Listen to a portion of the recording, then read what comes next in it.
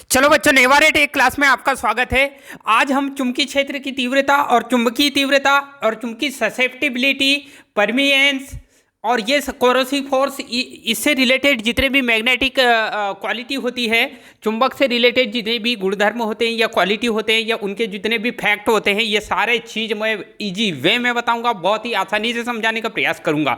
ठीक है, तो चलो स्टार्ट करते हैं। पहला जो क्वेश्चन है यहाँ पे, चुंबकीय तीव्रता। चुंबकीय तीव्रता मतलब होता है मैग्नेटिक इंटेंसिटी। चुंबकीय तीव्रता का मतलब मीनिंग क्या होती है? Magnetic intensity. Magnetic intensity. अब मैग्नेटिक इंटेंसिटी क्या होता है? तो जनरली क्या होता है कि चुंबकीय तीव्रता मतलब यह है कि चुंबकीय जो फ्लक्स एकांक क्षेत्रफल पर, मतलब ये कि प्रति इकाई क्षेत्रफल पर जितने भी चुंबकीय बल रेखाओं के जो नंबर होते हैं या जितने भी संख्या होती है, उसे ही क्या बोलेंगे? चुंबकीय तीव्रता। मतलब यह है कि जितना प्रति एकांक कितना भी क्षेत्रफल हो सकता है और उसमें मैग्नेटिक बल रेखाएं जितने भी प्रेजेंट होती है, उपस्थित होती है, उसे कहा जाता है चुंबकीय तीव्रता। ठीक है, तो चुंबकीय तीव्रता की बात कर रहा है। चुंबकीय तीव्रता मतलब होता है एक प्रकार का चुंबकीय फ्लक्स घनत्व को भी चुंबकीय तीव्रता से रिलेटेड कर सकते हैं हम। दोनों एक ही चीज़ है, फार्मूले एज इट इज हैं, मतलब सेम फार्मूले हैं, कोई मतलब ये है कि दोनों में चेंज है। यदि आपको चुंबकीय फ्लक्स घनत्व के बारे में पता है, मैग्नेटिक फ्लक्स डेंसिटी के बारे में पता है, तो चुंबकीय तीव्रता के बारे में भी पता हो जाएगा, क्योंकि सेम वही फार्मूला है, सेम वही इकाई है, कोई चेंजेस नहीं है।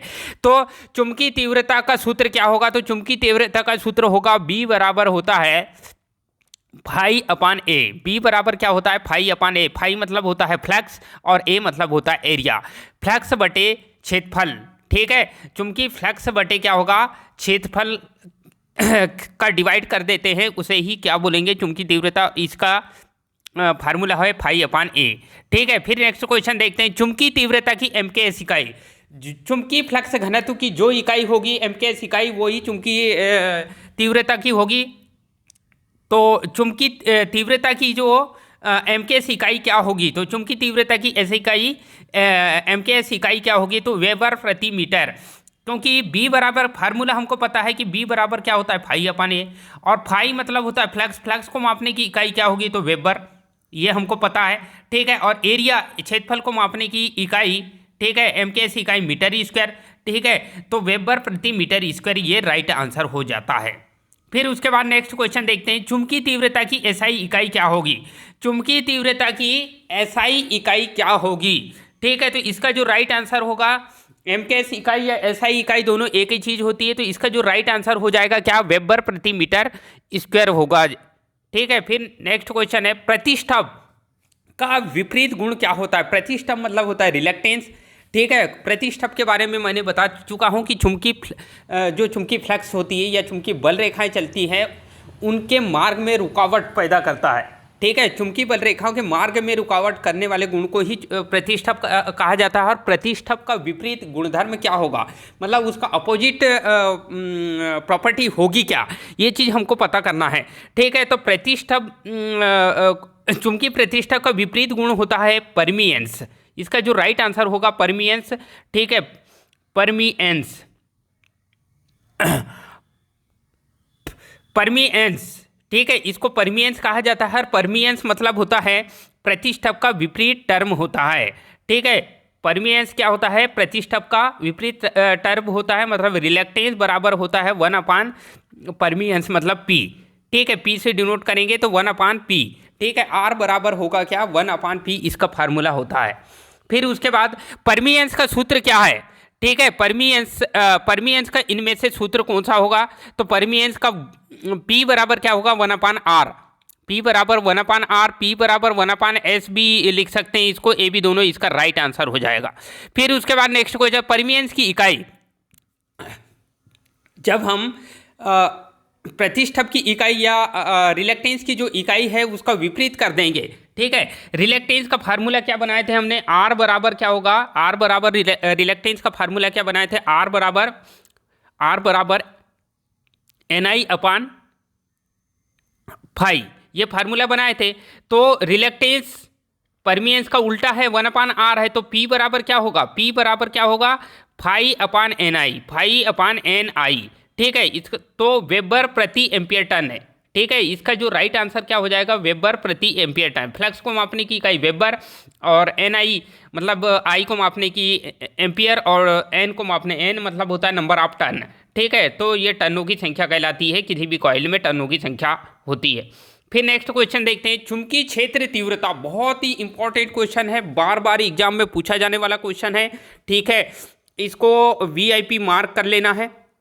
इसलिए वीआईपी मार्क करना है क्योंकि ज़्यादातर जो क्वेश्चन फेमस होते हैं, बहुत ही ज़्यादा इंपॉर्टेंट क्वेश्चन होते हैं जो बार बार एग्जाम में पूछे जाते हैं, तो उनको हमको वीआईपी मार्क कर लेना है।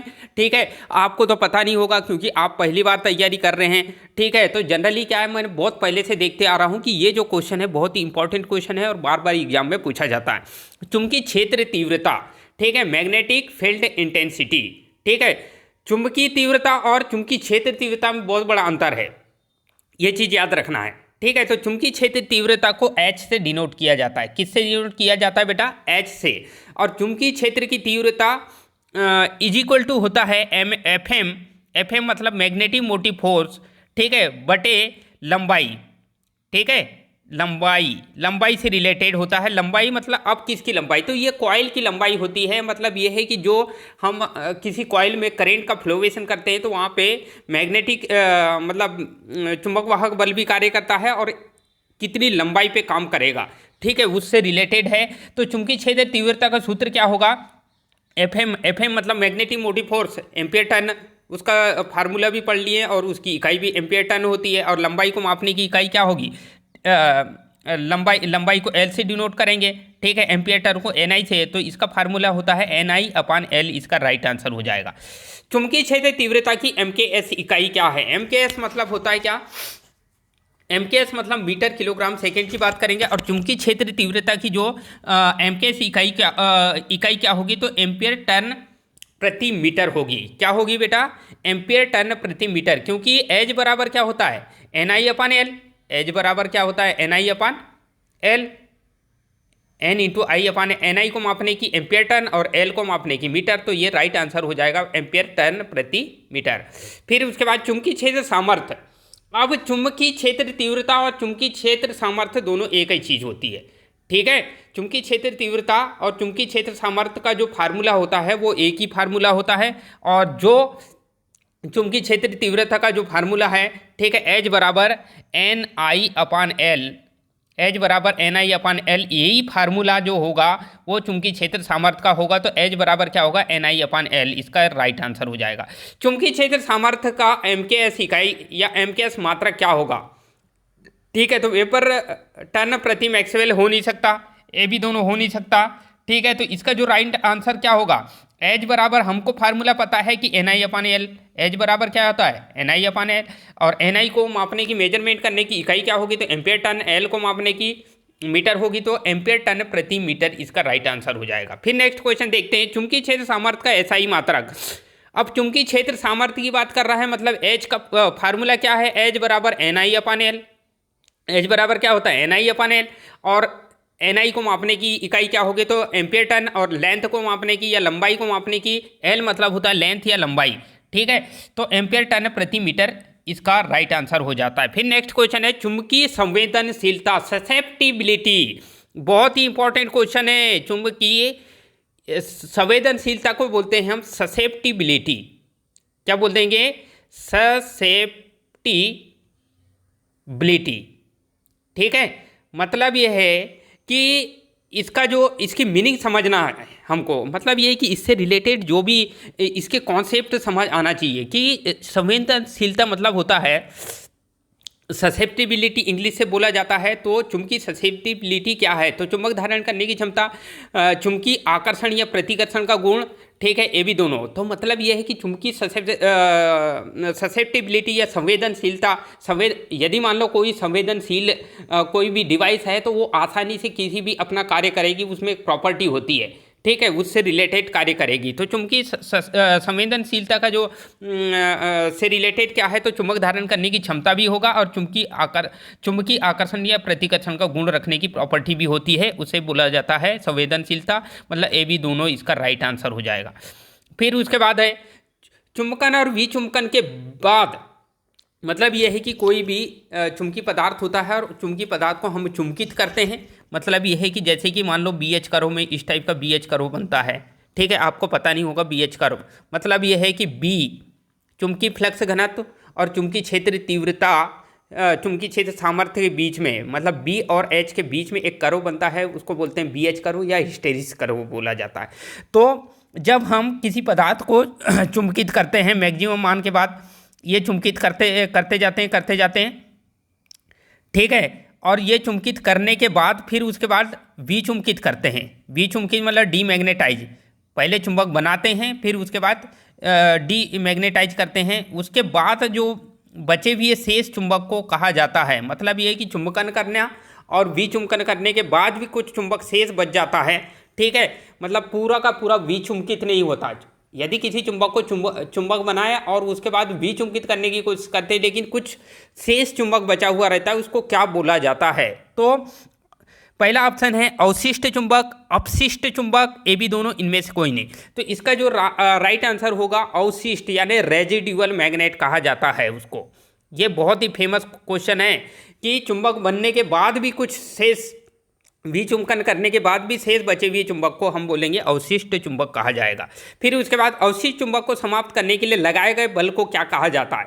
मतलब ये है कि जो भी अवशिष्ट चुंबक होता है, ठीक है, किसी भी पदार्थ में चुंबकन और विचुंबकन के पश्चात हमने कुछ शेष बचा हुआ चुंबक रहता है, ठीक है, उस चुंबक को समाप्त करना है या ख़त्म करना है, तो उसके लिए कौन सा फोर्स अप्लाई किया जाता है? तो कोरोसिव फोर्स इसका राइट आंसर होगा, कोरोसिव बल कहते हैं उसको, ठीक है। फिर नेक्स्ट क्वेश्चन है B और H कर्व खींचा जाता है। मतलब ये है कि BH कर्व खींचा जाता है चुंबकीय तीव्रता और चुंबकीय क्षेत्र तीव्रता के बीच, ठीक है, चुंबकीय क्षेत्र तीव्रता और चुंबकीय बल के बीच, ठीक है, ए बी दोनों कोई नहीं। तो इसका जो राइट आंसर होगा वो क्या होगा? चुंबकीय तीव्रता। B मतलब होता है चुंबकीय तीव्रता, H मतलब चुंबकीय क्षेत्र तीव्रता, इन दोनों के बीच में BH कर्व खींचा जाता है। शैथिल्य वक्र खींचा जाता है। शैथिल्य वक्र मतलब BH कर्व को ही चुंबकीय शैथिल्य वक्र भी कहा जाता है। शैथिल्य मतलब हिस्टेरिसिस, शैथिल्य का मतलब होता है हिस्टेरिसिस, इंग्लिश से बोला जाता है शैथिल्य को हिस्टेरिसिस, ठीक है। शैथिल्य को इंग्लिश से क्या बोला जाता है बेटा? हिस्टेरिसिस, ठीक है। और हिस्टेरिस किसको बोलेंगे? तो हिस्टेरिक कर्व जो होता है वो किस किस के बीच खींचा जाता है? तो चुंबकीय तीव्रता और चुंबकीय क्षेत्र तीव्रता के बीच, दोनों के बीच खींचा जाता है। मतलब इस टाइप का कर्व होता है, यहाँ पे H होता है ये लाइन और यहाँ पे ये B वाली लाइन है, ठीक है। इन दोनों के बीच में इस टाइप का ऐसा एक कर्व बनता है, उसे हिस्टेरिस कर्व कहा जाता है, ठीक।